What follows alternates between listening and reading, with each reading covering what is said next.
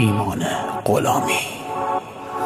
با همه میخندی حتی باشی تو جمع، تا منو میبینی اخمات میره تو هم.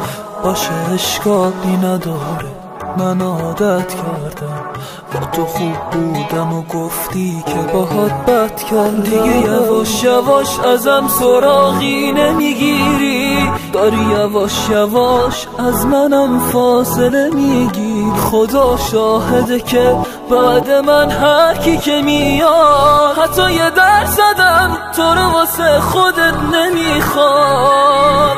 اگه روت حساس بودم چون دوست داشتم به تو دردمو میگفتم، چون دوست داشتم. اگه میدیدی یه وقتی سری از کوره در میرم، آخه پشت سر در جا چیزای بدی میشنیدم.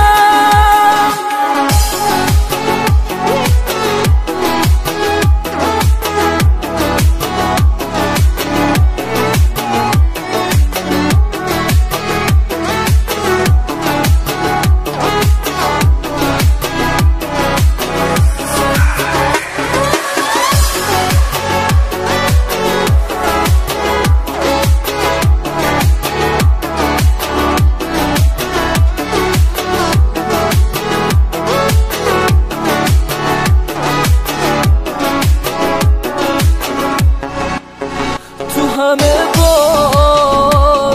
بازیایی که تو دادی به تو باختم، ضربه سختی زدی بهم، اما با سوختم و ساختم.